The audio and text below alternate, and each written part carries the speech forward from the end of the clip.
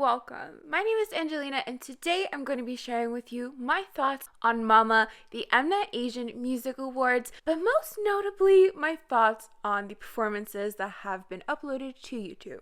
And along the way, we're going to talk about some of your complaints and other noteworthy things.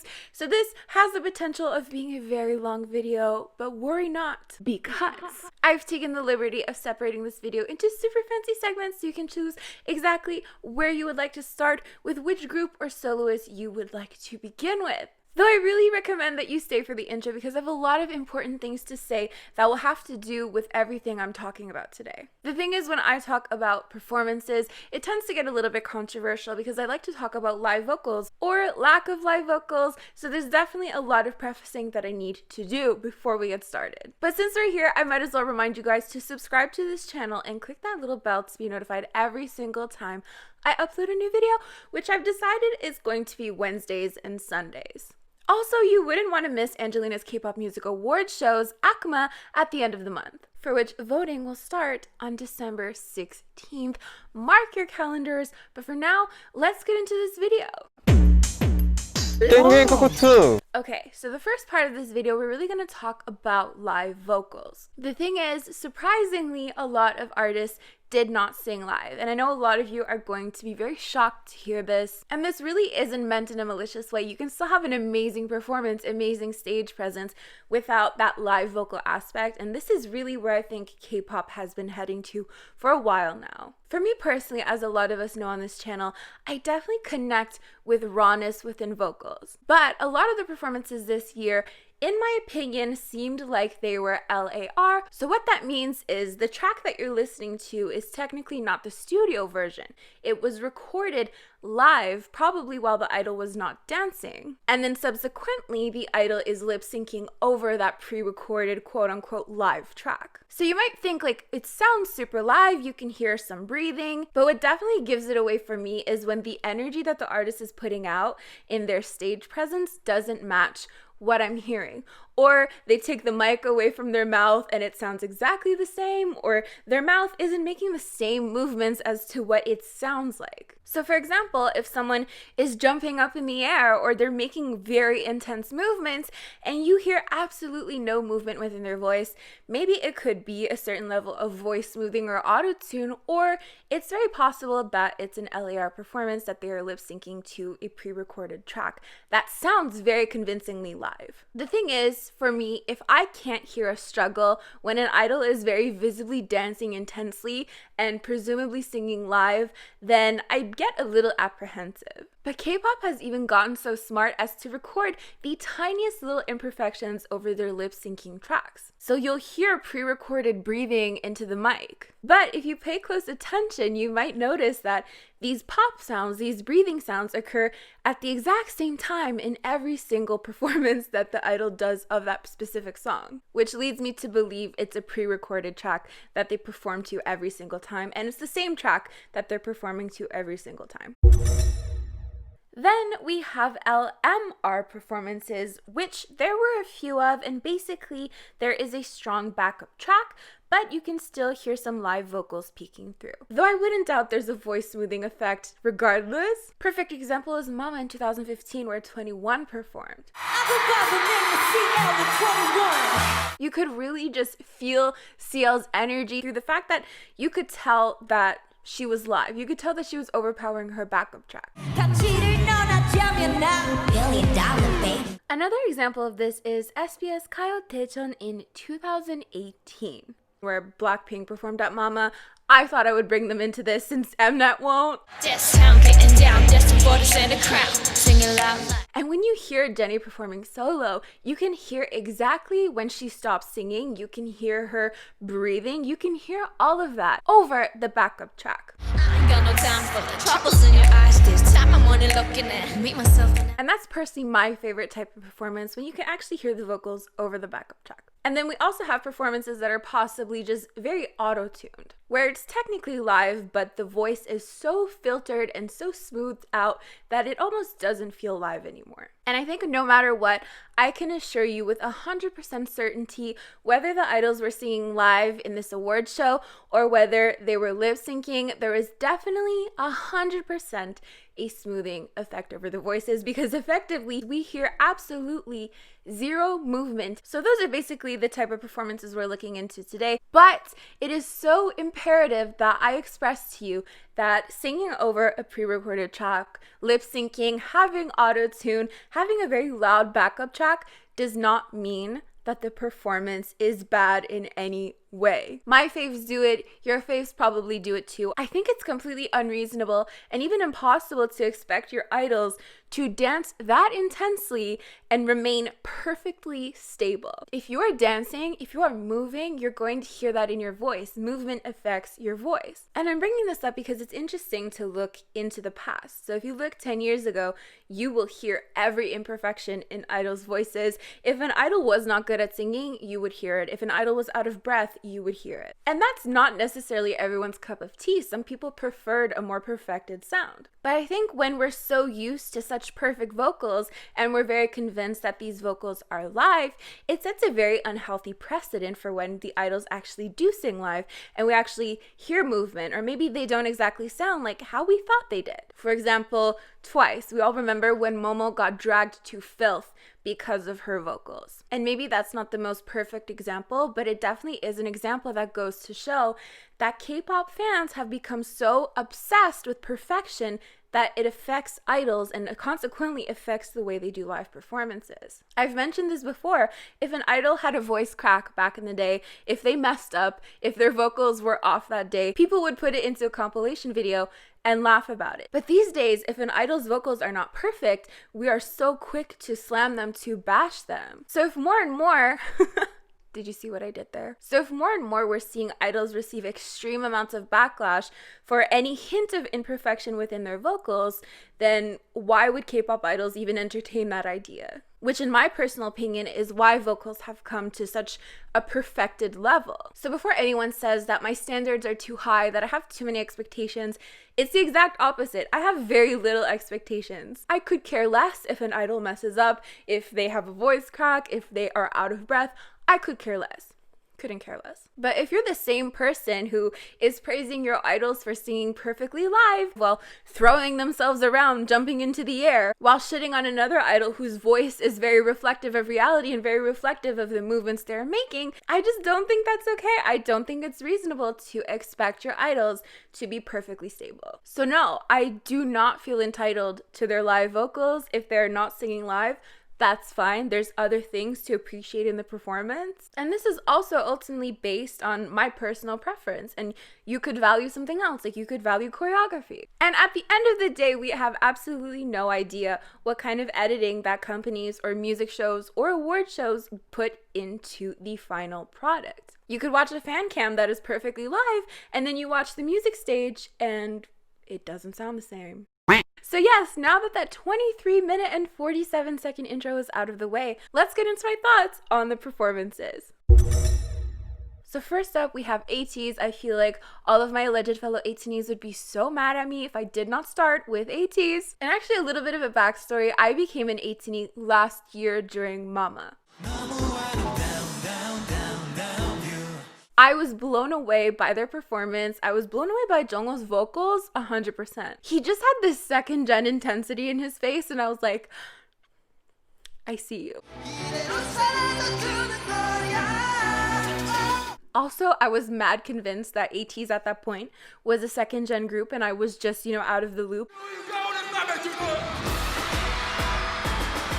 But yeah, I just wanted to share that. So happy 1 year 18th anniversary to me. So the beginning of the performance starts off with San and Uyong with flags going to the same destination, then they perform Inception. And right after the dance break, there's this part where Uyong is on top of someone, and it seems quite majestic. There's people seemingly pulling these chains, and the music is really intense, and I just wanted to point that out because I really liked that part. And then we move on to the answer performance. Now I have to say right off the bat, my favorite element from the entirety of the performance was definitely Hongjoong's rapping. He brought this to the next level. You know, he was like on the floor, like on his knees, just like pouring his heart out into the performance. And I know we're all very sad that Mingi wasn't there. So for those who don't know, KQ announced that he had an anxiety disorder and that he would be going on hiatus. So that's why he wasn't there. So yes, there's a certain feeling towards that, but ultimately happiness that he is taking care of himself and that he's able to do so. But I digress. I do think Hongjoong gave good energy for Mingi's parts. But then it's like when his part came, you could see there was this moment where he stopped rapping and then it was like a switch was pulled. And the way he performed was just completely different. The energy he gave was just completely different. It's like he changed characters in that moment. Like, just listen to this. I'm gonna try putting like little clips here and there. Hopefully they are not rudely removed.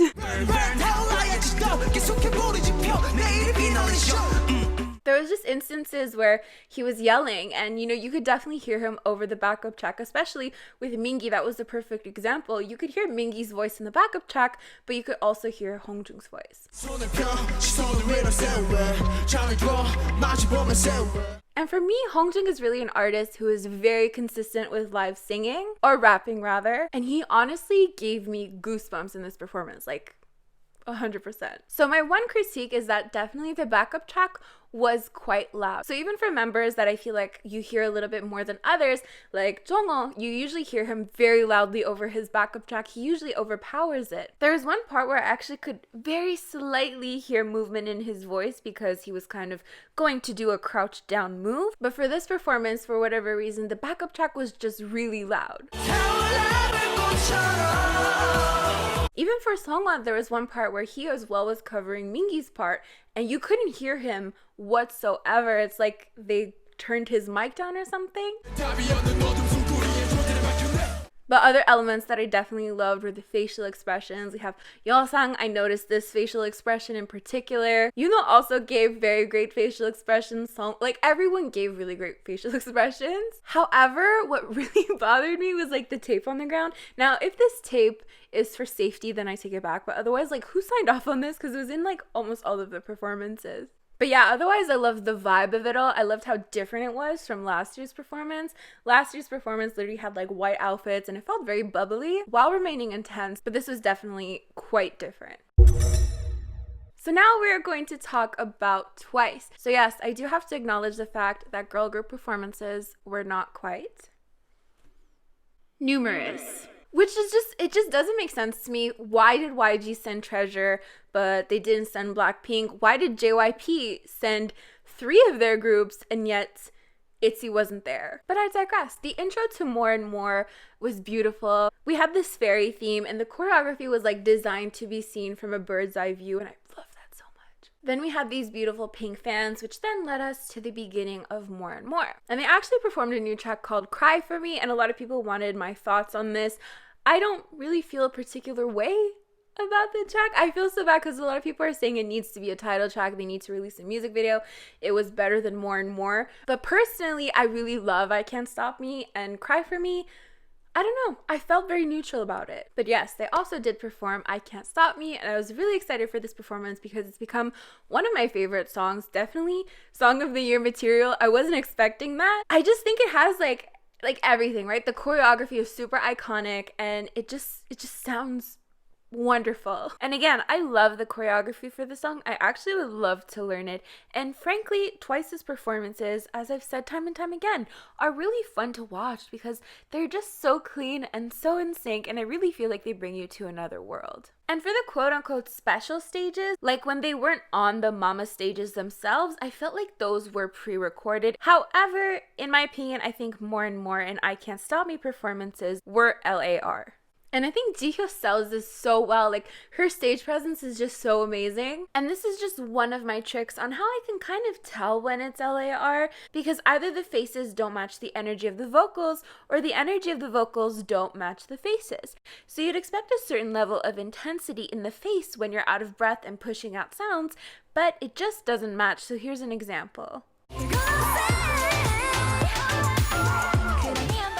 You know, here's where it becomes unreasonable. I really don't know how anyone would expect them to sing perfectly when they do that plop down move, right? Like your entire body is moving, you're dropping to the floor. Like anyways, it makes no sense. We're moving on. Let's move on to Jessi and Hwasa. Did anyone else notice that Jessi had KQ fellas as backup dancers? I'm joking, but yes, Jessi is definitely an idol who overpowers her backup track very consistently. And even when she's singing, so I tend to think for rappers, it's a lot easier to overpower your backup track because you can kind of get away with pushing out more air and kind of yelling your parts. And I vibe with that 100%. Amazing. I love that type of energy. And I expected nothing less from Jessi. You know, she screamed, "Mama, you ready?" Like that energy was there for sure. Mama, you ready? And you could really hear when she would stop singing as well. Like this, so just dance with me. For Hwasa, I felt like her backup track was a little bit loud, but her voice did seem to peek through at times, seemingly.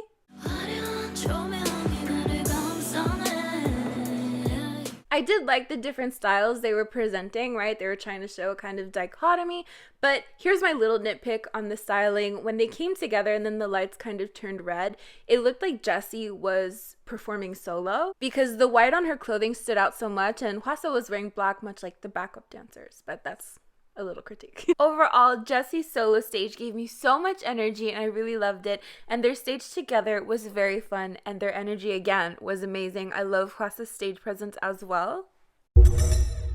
Now let's talk about Stray Kids. So Stray Kids kind of came onto my radar after, I was gonna call it do-do-do-do because do-do-do. Anyways, Stray Kids kind of came onto my radar after God's Menu. I kind of fell in love with the song, but I can fall in love with the song and like really never look into that group ever.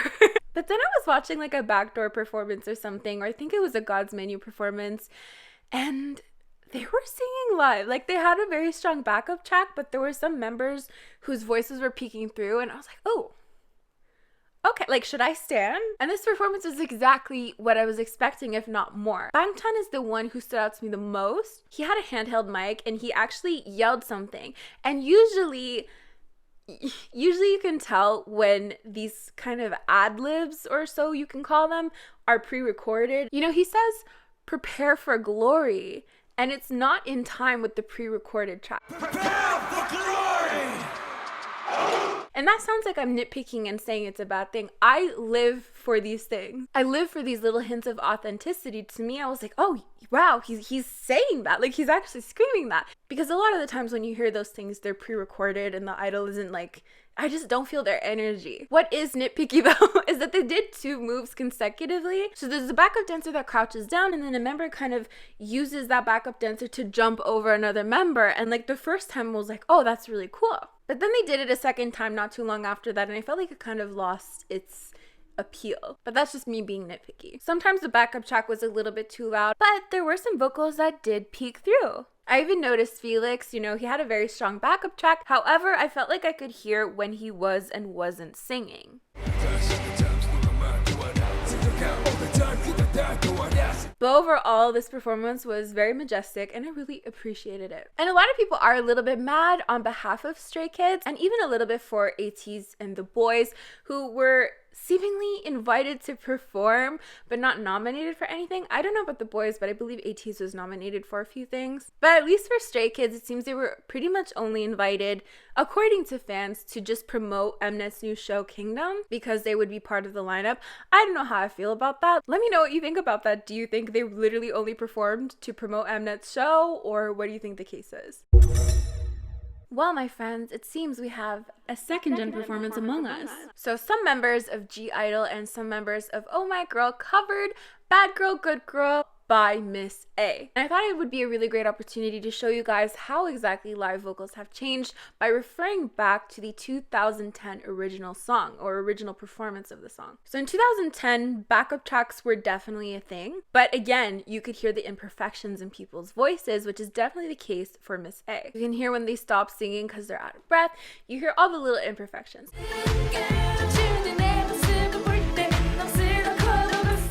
This snippet shows how Ja kind of cuts her line short to breathe in time for the next line.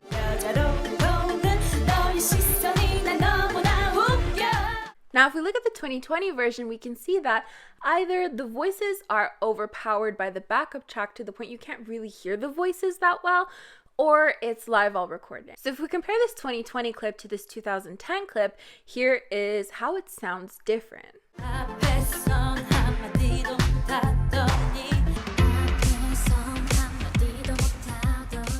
So we can really hear how smoother the voices are in 2020, and it definitely shows how vocals have evolved, because it indeed sounds a lot more perfected.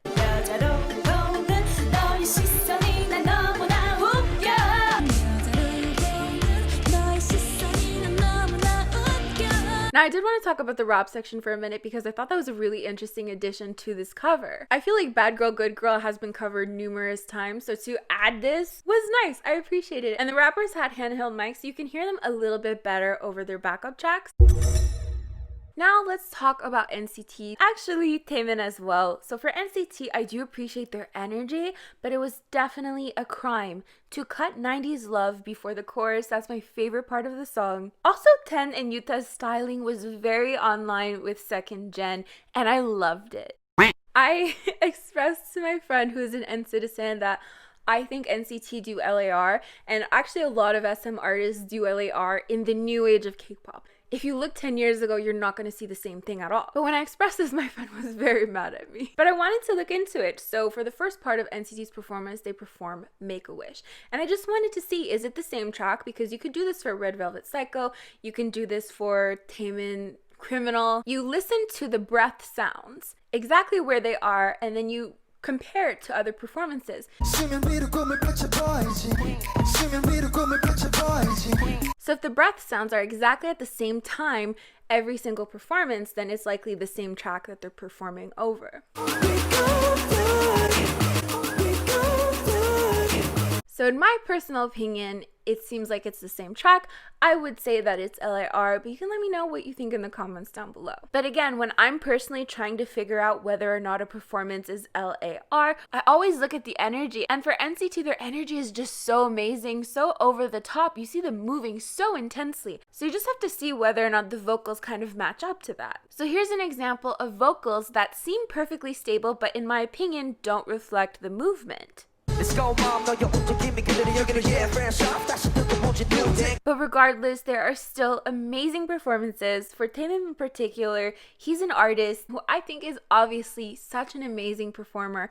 The energy this guy brings forth is absolutely amazing. Like, I don't know how to describe it. It's just pure art. Like, this guy is throwing himself around. He can't even keep his mic near his face because he's just moving so much, which would make so much sense to have an LAR performance in this case. Also, I found similar breath patterns as well.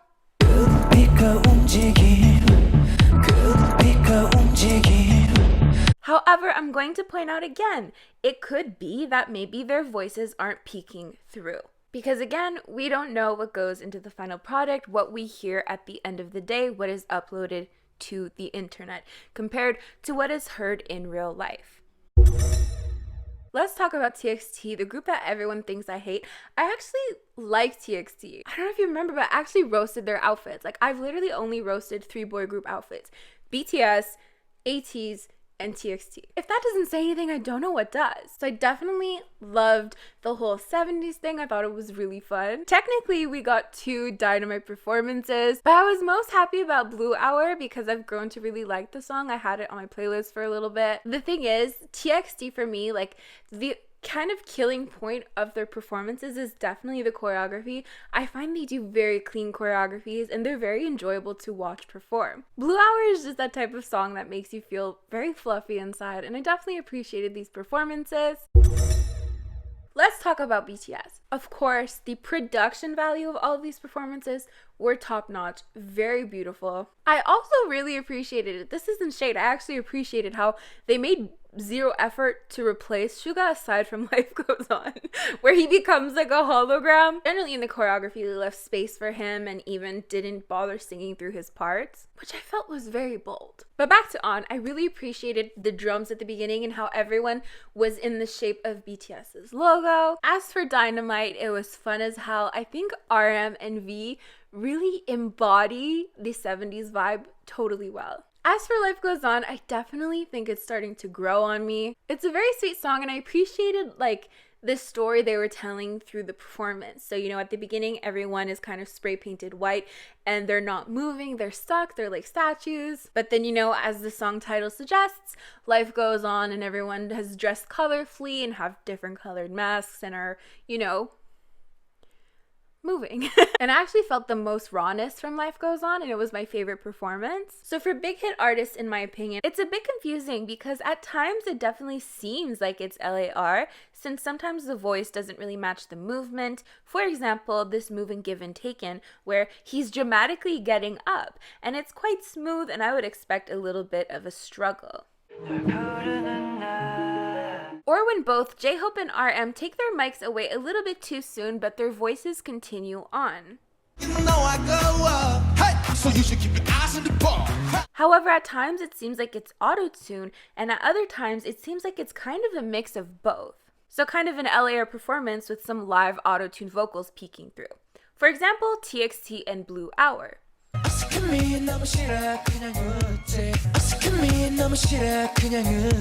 We can hear the same breath sounds at the same time across performances, but particularly on music stages, you can hear some live vocals peeking through, while on the Mama stage, it seems like the voices have been quite smoothed out.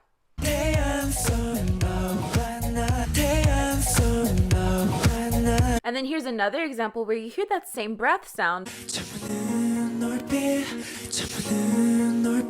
but you also hear the smoothing in the Mama performance, but not in the Mnet performance.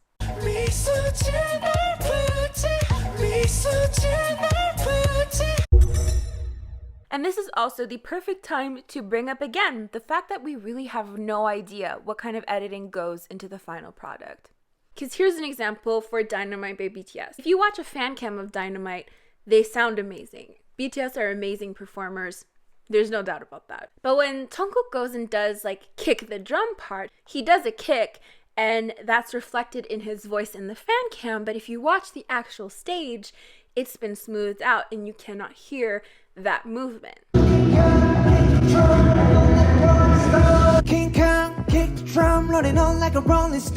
So that's what's confusing to me, because it could be interpreted as LAR because it sounds very, very smoothed out and stable. In my opinion, some of the performances are indeed LAR, but sometimes it's unclear whether or not it's just Autotune. So I would love to ask you guys, what do you think? Do you think it's LAR? Do you think it's Autotune? Or maybe a mix of both? That's why I love to emphasize the fact that we don't know what kind of editing goes into this. And these changes in vocals, the level of perfection that they've now attained, is also reflective of how times have changed. So it shows the evolution of vocals, as we saw with the Miss A comparison to the i-dle Oh My Girl performance. And they do seem more perfected in a way that has nothing to do with vocal technique, if that makes sense. But yeah, definitely let me know what you think about BTS's performances in the comments down below.